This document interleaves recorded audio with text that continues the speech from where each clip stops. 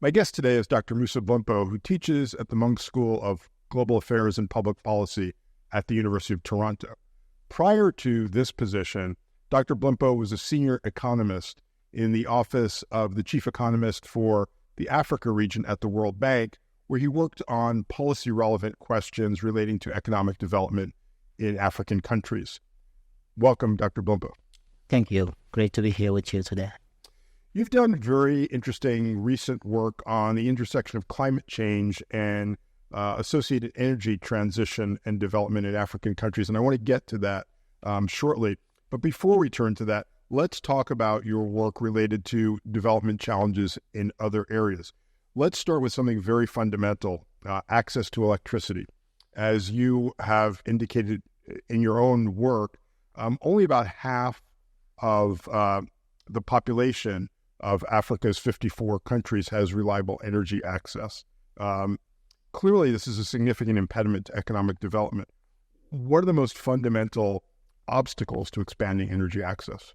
Yeah, thanks. This is a great question. So the last couple of years, I worked on several issues on this particular topic. But foremost, I led the research program at the World Bank Africa Chief Economist office to try to understand better how to make progress on this front. Right. I think it all starts from stepping back and asking ourselves, what is it that we are trying to achieve? The number that you cited is an important number, but that number should be taken as a proxy to get us to think about the issue and not as an end goal. Because the fact that half of the households do not have access to electricity, if that becomes the target, that in fact leads us to make bad policies. It shouldn't be the target. It should be an illustration of a big problem. And what is the problem? The problem is that we do not have an energy system that can sustain modern economic activity that will be conducive to development of the continent. Right? And the way I approach the issue is first by looking at electricity as a general purpose technology. And what general purpose technology means is that if the continent or the countries have resources, you just need to do it. Put it, make it abundant, available, and then entrepreneurs, businesses, households will take advantage of it in different capacities, in different places, at different point in time, and then we're going to see what's going to happen going forward, right? But since the countries can just do that, a 5-year or 10-year plan to just roll out electricity everywhere, as it has been done in other parts of the world, the progress needs to be gradual. And if the progress is going to be gradual, how can we make that progress in a way that is financially sustainable? And these are the questions we approach in the book. And that's how we emphasize in the book the productive use. So our objective now, if you are thinking that way, is not about how many households have electricity access, but it's rather ensuring that those for whom electricity access is an impediment to progress, to creating the next job, to generating more economic activity, that they have the priority to get it. That's the only way in which electrification can also be financially viable along the path of electrification going forward, right? So that's sort of the way we approach the issue in the book. So you need to be gradual, but the fact that it's gradual is not necessarily the optimal thing to do. It's just that the countries are constrained. Most of the countries don't have scale, and most of the countries don't have the resources to just electrify. I like to usually give this example of China in 1990. It already had near universal access to electricity. But at that time, China's income per person was half that of Nigeria today. And Nigeria still doesn't have the level of energy system that China has. So it was a foundational investment that the Chinese were doing at that time. It's not that they were geniuses and knew that, if we do electricity today, then there will be digital 20 years down the road and that could help our economy prosper. Nobody knows that. But because it is a foundational investment, if you can put that foundation, you do it. But most African countries can't. The progress must be gradual, and the gradual progress can be financially sustainable only if we focus more on the productive use, firms, manufacturing industries, but also household, because a lot of households in Africa are productive entities as well, a lot of self-employment involved. But it sounds like you're suggesting that incremental progress is also not an end in itself. In other words, saying that the goal is to get from 50 to 55%, that now there's been, substantial success. That may not be a productive approach either. It will not. In fact, because that has become a target, it misled us in some policy circle to even redefine what electricity is, right? If you are just counting the next household that have access to electricity, you know what that led some people to do is to say, okay, you know what, we can expand the grid, but we can have a small solar panel that can power 2 light bulbs, and we bring it to a rural household, and then that is mission accomplished for that household. But how is that progress? In that household, in that community where that household live, most of the economic activities that still require electricity cannot be done. But yet, by the Sustainable Development Goal approach to thinking about the issue, that is progress, because we've have one more household who have electricity in their home, right? So part of our effort is really not to confuse these issues. So again, for me, whenever I say the number of households who lack electricity in Africa, I use that as an illustration of the issue of electrification being there. But in terms of what to do, it's not about getting the next household connected. It's about getting less blackouts, right? We have even total system failure in Nigeria not long ago. This is our largest economy. South Africa energy system, electricity system, don't even get me started on that, right? So these are the level of fixes we also need to have to get the economy functioning. And if the economy is functioning and people are making a living, yes, they will get electricity in their home too, and they will be able to pay for it when they get the electricity in their home. Like I grew up in Togo. I never had electricity in my household until I graduated high school. And I can also tell you that having electricity in the home never made it to our top 5 priorities, right? So you have to step back and ask, what is it that we're trying to do? And for me, what we are trying to do is to enhance the capabilities, the productive capability of our economies. Electrification will also position the economies in Africa to be able to adopt other technologies that depends on electricity. We're talking about AI, Internet of Things, and all those things. They all require electricity, right? And the kind of electricity that they require is not about how many households have light bulb in their home in the evening. It is something else. So we want to push for that thinking, to keep the eyes on the ball, and try to make progress that is good for the country as a whole, the continent as a whole. And that's sort of the approach that we took in that work. I want to return to this at the end of our discussion, this question of the interrelated nature of development challenges, but we'll come to that. I want to turn first to the important work you've done on education and the role of human capital in economic development. What do you see as the most critical challenges in this area, and what do your findings suggest about effective approaches to meeting those challenges? Yeah. I think this is also the fact that we're moving from the issue of electrification to my work on education is also illustrative of the point that you just mentioned now. As we are thinking about development or moving societies or countries from one place to a better place, there is never going to be a silver bullet. It's a combination of a lot of things. And the same applies when it comes to education. One mistake that has been made for a very long time in many African countries, but some will disagree that it may not have been a mistake, is to focus exclusively on getting the kids in school and focus exclusively on primary education with very little attention to higher education. But if you are doing education as a piece of the puzzle to make progress on development, then you have to ask the hard question, of what kind of education that we are looking for.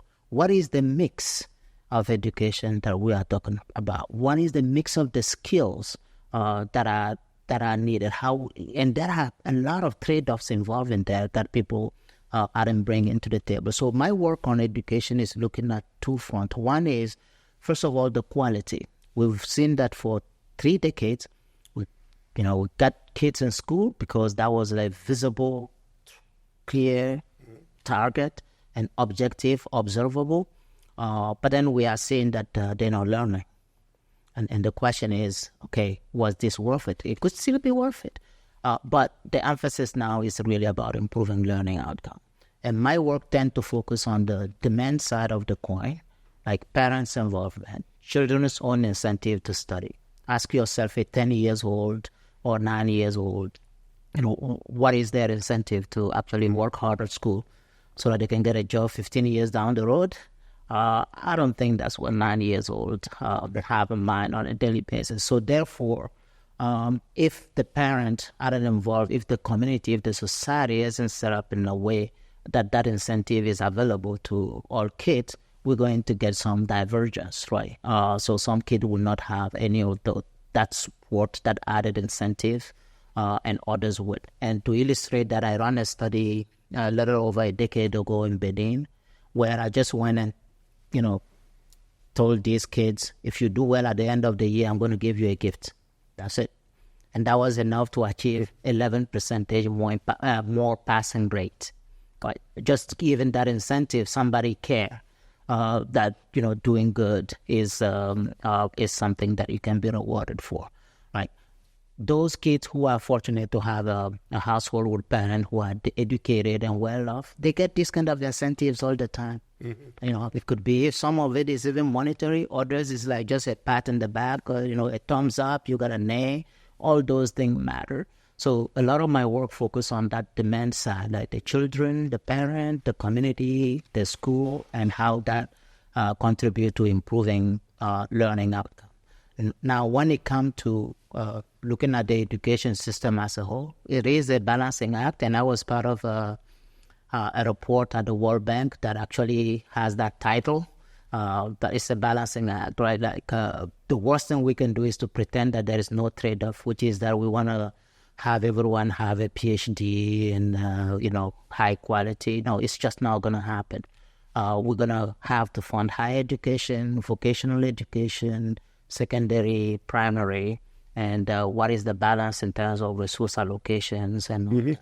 And when we look at the trade-off, for most of African countries, we think the foundational, including even early childhood before primary school, the first 3,000 days of a kid is really foundational in terms of building their capacity to then learn and grow. And some of it is about nutrition, some of it is about early childhood care, and ensuring that the children have some basic contact with the education system before first grade. I am one example of that. I come from a family where nobody really spoke the instructional language at home. So my first day of school is the first grade, and then the teacher speaking in French, and I know no word of French, right? So I'm here today just because at that time the rules didn't allow someone to move to the second grade until you are proficient in the first grade. So I failed the first grade, which was my first year to learn ABC. And then the following year, when I was repeating the first grade, then I could pick up some French, and then that's how I progressed, right? So having countries build system early childhood to take care of filling this gap can make a difference. Nutrition can make a difference. But the research on early childhood investment, the successful impacts that we find throughout the research that I've read and some that I've produced myself shows that it always, one way or the other, work through parents. So you can't undercut the parent. It doesn't matter whether the parents are poor, rich, educated, or uneducated. Success work through the parents. You have to work with the fathers, have to work with mothers, and build a system around that to make progress. But if you get foundational education, then a lot of things can happen afterward. People can go different route. But that foundational education is something that is fundamental that should receive a little bit more attention. I read with great interest your paper about entrepreneurship education in Rwanda. And, the premise of the paper, as you point out at the outset of that paper, is that in an economy with a very large informal sector, entrepreneurship is crucial to livelihoods. And so from a policy perspective, it would make a lot of sense to invest in entrepreneurship education. Tell us about what you found in your research. Yeah, so the motivation is a little bit more complex than that, right? So in African countries right now, we have the largest youthful labor force, and that is largely unemployed, which then would mean they are self-employed, right? In Rwanda, it's in the single digit, the percentage of people who transition from secondary school to go to tertiary, which means most of the rest, they go in the labor market and work one way or the other. Some work, some start small businesses here and there. So the government introduced entrepreneurial skills in the secondary school in the sense that will help those who are already engaging in entrepreneurial activity one way or the other. But the long-term goal of the government is also to get people as students and the young people of Africa to understand that you don't just go to school in order to get a job. Some of you have to create the jobs that others will take, and that's the idea behind it. But in the broader context, you will see there is a massive wave internationally pushing for entrepreneurship, and usually youth entrepreneurship. Basically putting the burden more or less, the failure of government to create a conducive environment for job creation, business thriving, and all that. Is that burden is being put on the young people to create their own businesses, to create jobs and all that. Most people aren't job creators, right? Like I've seen a paper in the U.S. here that actually warned against this youth entrepreneurship thing because they documented with millions of data points that the median age of entrepreneurs that create business that strive to go on and hire people is 45. Right, so it's not young people, 20, 21, 27 years old who create these businesses. Right? So I just wanted to put that context there to say that it's not like, okay, let's promote entrepreneurship and it's going to solve the problem. To solve the problem, we need to step back. We were talking about electricity earlier. It is connected. Right? Firms don't have electricity. They have to have backup generation. Electricity goes off every other day. And all that, right? So you're not going to get job creation, thriving in an environment like that. So it is connected. But in the paper, what we found is that when we train people on these entrepreneurial skills, two things happen. Many of them try, and then they fail, right? So many, instead of getting a job, try to create their own business. But when we look at their outcome, they aren't doing any better than if they would have just got a job, which is what they were doing before, right? So on the net, it may actually even be a negative in terms of their earning, right? So basically, we push people on the margin. Well, not that we push people. Providing these entrepreneurial skill induce people to want to try entrepreneurship, whereas they don't have the skill to actually thrive in that domain, right? So there's a lot of unintended consequences here and there in what we do. But at the heart of the issue is a well-meaning and much-needed initiative by the Rwandan government to introduce basic entrepreneurial skills to all their secondary school students, to know how to make a business plan, know how to keep record, know how to register a business, know how the legal system works and all that. So these are life skills that are good for everyone, but that should be separated from the idea that young people should be entrepreneurs and they should create their own jobs.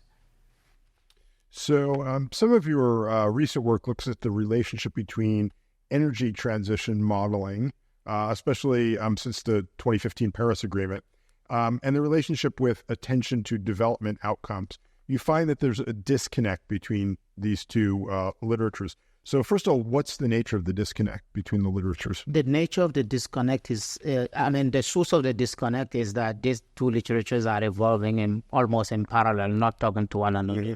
So if you take the economic growth, job creation, prosperity literature, structural change in African economies, there is the debate that is there, and then there is an ambition by African governments stated very clearly in their development plan that they want to add value, they want to industrialize, and all that, right? And in that discussion, there is no mention of climate. And then there is another set of discussion about climate. And the very same people are talking about we want to cut emission, and many of them, the emission is very low, like Africa is underdeveloped, the share of global emission is like in the 3% compared to more than 40% for OECD countries that have a similar population as Africa, right? So in that discussion about the climate, there is a clear commitment to do everything that sounds nice about addressing the climate. But if you just bring these two together under the same roof, it just doesn't make sense. And so what we could sense this in the policy discussions, but we weren't sure whether the same thing is going on in the research. Mm-hmm. And in this work, what we try to do with colleagues from the Clean Air Task Force is to go look at the research out there that is supporting this policy recommendation and see if the disconnect is also there in the research. So we look at the energy transition modeling of African economies and try to see to what extent they discuss development as they are modeling the energy transition and the climate-related policies that will come out of those. So that's sort of the background for his work. And what do you think is the source of this disjuncture between the two literatures?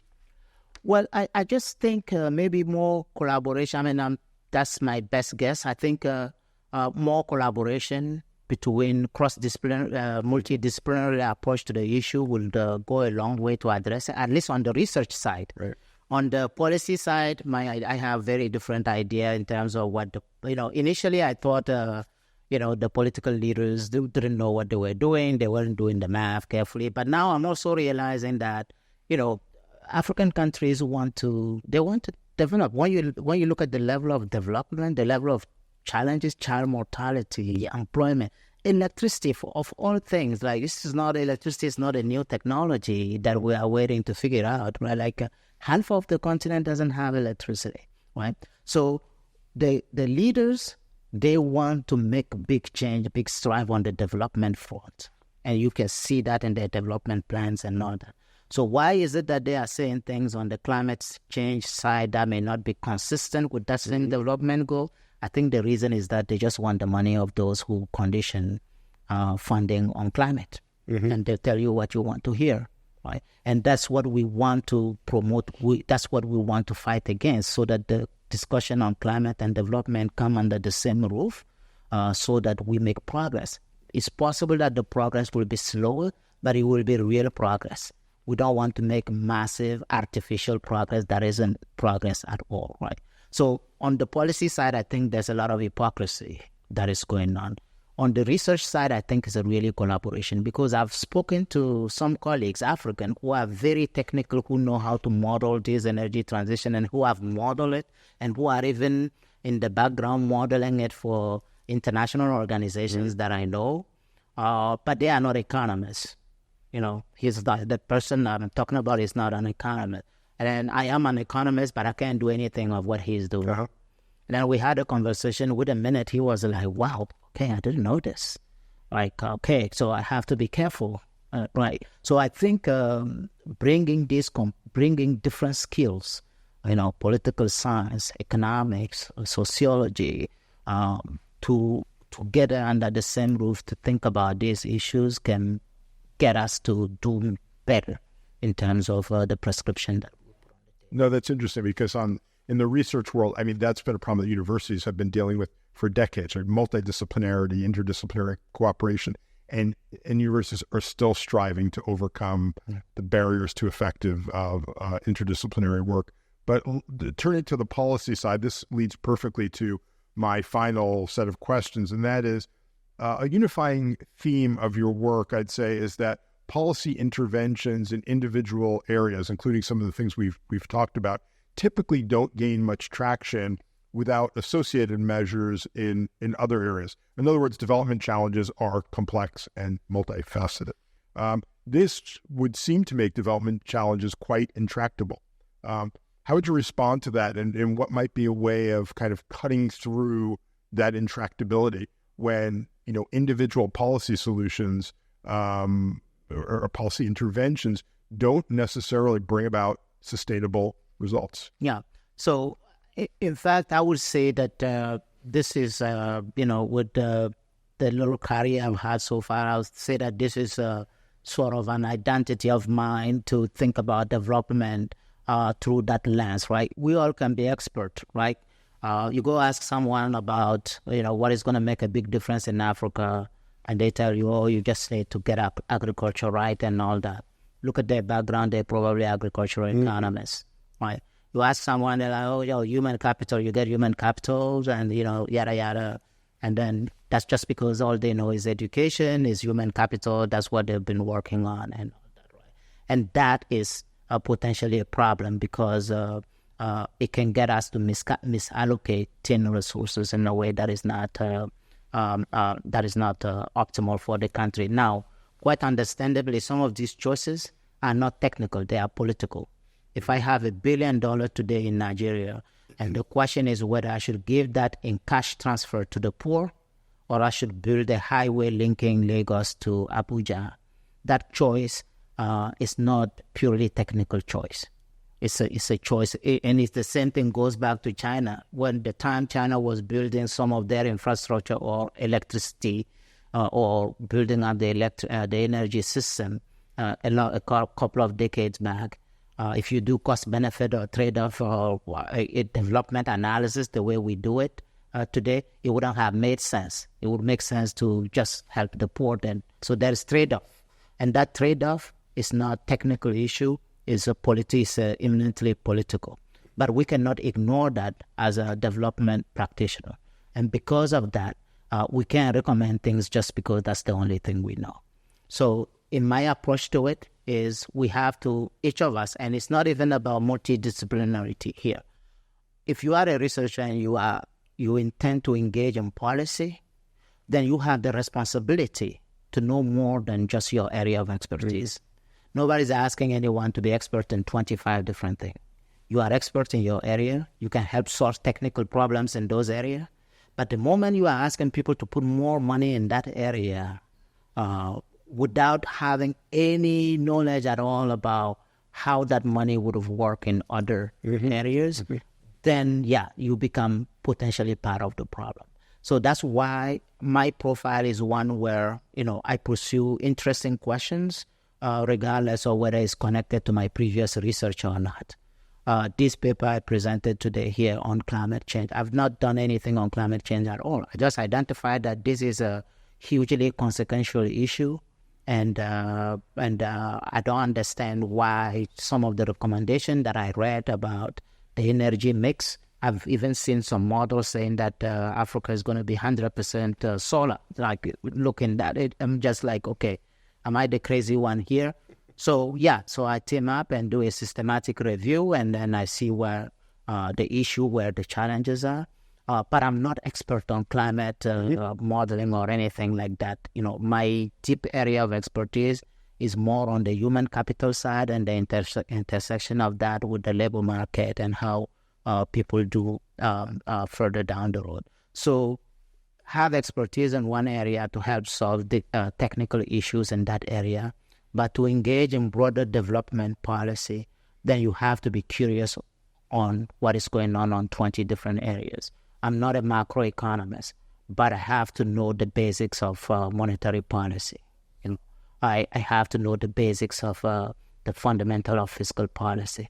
Otherwise, how can I can talk to the Minister of Education, but I shouldn't be allowed to talk to the Minister of Finance because the Minister of Finance is looking at all the issues at the same time and trying to find the right balance. So if you bring somebody who has only one-dimensional profile to just come and tell the minister, okay, agriculture is the way forward, and then the next team that comes is working on health and tell him that or her that health is the the only thing to focus on. These policymakers can look at us expert actually as fool, really. Like you have one group saying do one thing and another group saying do other thing, and each of them can tell you very rigorous argument why that's the thing to do. And usually the argument is a silly argument. It goes like, without human capital, you can't do X, Y, Z. Or without electricity, you can't do X, Y, Z. Or without security, you can't do X, Y, Z. So you can state that for so many things. Right? But the reality is that we are never faced with a situation of with or without. It's a spectrum. Right? So the question is, with the level of energy we have today, is energy a binding constraint to holding us back to move to the next step? And if you ask the question that way, then you have to look at energy in synergy with the other things that are needed in order to make progress. And that's the way I try to approach issues. Well, thank you, Dr. Moussa Blimpo. This has been really interesting, and I do hope you'll come back so we can continue the conversation. Thank you. Thank you very much, and thanks for having me here. Thank you.